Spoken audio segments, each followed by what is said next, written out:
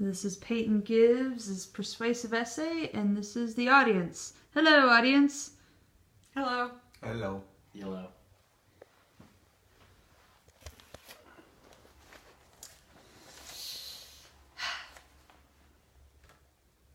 Prozac, Celexa, Zoloft, Lamictal, and many others. I remember the first time that I took antidepressants. I was confident that it would fix me. I read the long list of side effects, and I figured that the benefits would outweigh the risks. I remember the first day that I took them. I also remember the day when I collapsed to the floor and lost all control of my limbs. And I wish that I would have had more of a warning than just a slip of paper listing the side effects. Mood stabilizers and antidepressants are dangerous and mind-altering drugs, and we should seek a proper diagnosis, a second medical opinion, and other alternative methods to treatment before relying and taking these medications.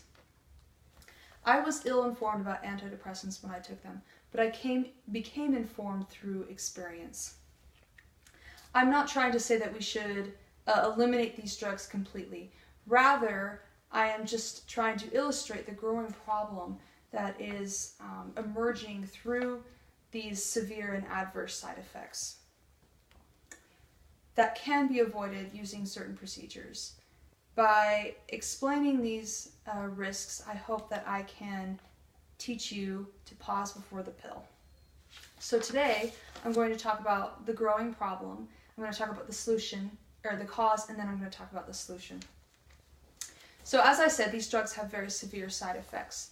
When I took antidepressants, during the first week, I felt my emotions spiral out of control. I was depressed and suicidal one moment, and then I was happy and kind of high on the other.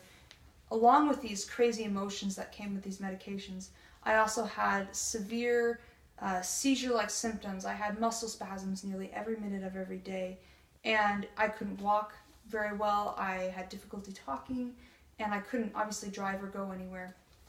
And I'm not the only one.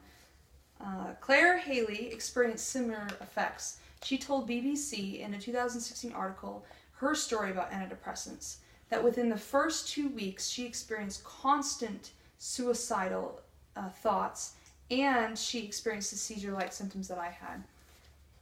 A professor, David Healy, from the psychiatric unit in Bangor University, he said that more than 1 in 4 individuals who take these drugs have more anxiety rather than less.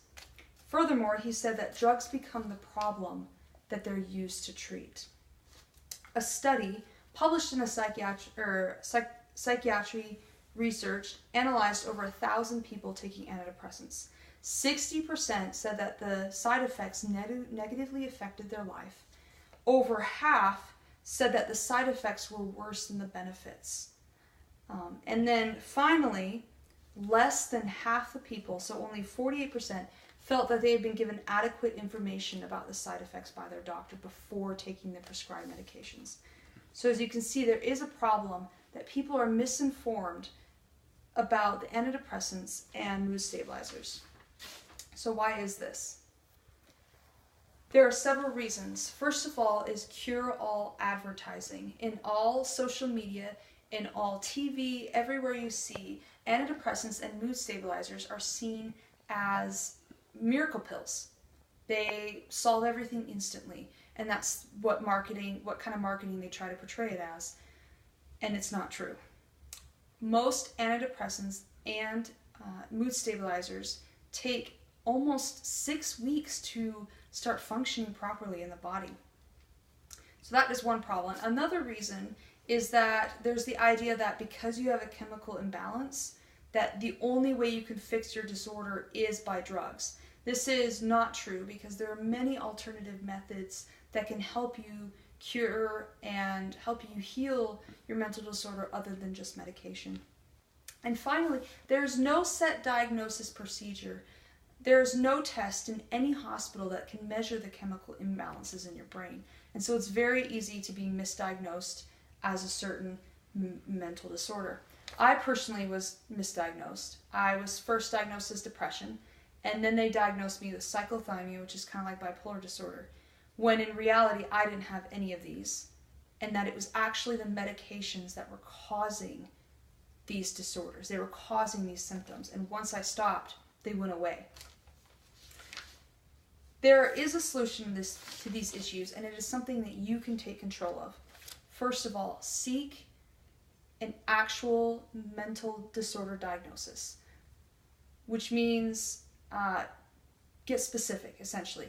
There are tons of different mental disorders, tons of different categories: OCD, anxiety, depression, bipolar disorder. And it's very helpful for you to know which one you fall under. Because Prozac, for example, can be very good for people with depression. However, it can be disastrous for people with bipolar disorder. So make sure you tell your doctor all your symptoms, and also understand and try to find the bottom of where these symptoms are coming from, whether or not they're chemical or whether they're environmental as well. Also, get a second opinion. Seek a specialist, not a family doctor, because a specialist will understand mental illness way more than just a generic doctor would. And finally, try other alternatives before going on to medications. In a book called Antidepressants and the Critics, author Jane Ford wrote, "Research has demonstrated that as little as 20 minutes of vigorous exercise increases the serotonin levels in the brain."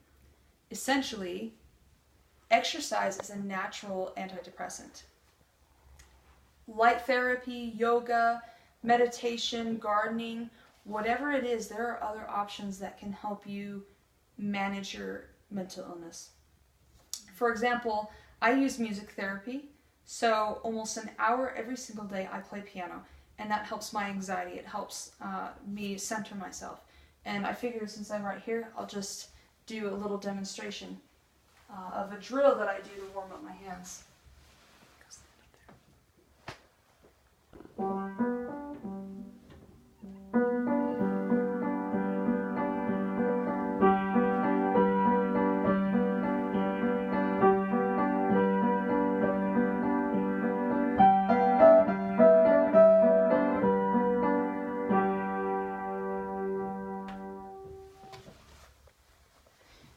So that really helps me, just doing little drills like that, playing music, and you can find something that helps you too. Antidepressants and mood stabilizers can be dangerous medications. They can also be incredibly helpful if used properly and if the proper procedures are used to be given them to patients. So seek a second medical opinion. Seek a proper diagnosis, and also try other alternatives before you resort to medications.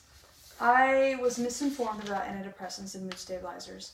However, through this experience, I learned something very important.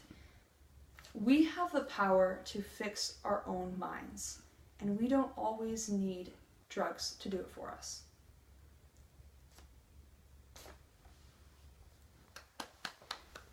So, to show that they watched, we stayed.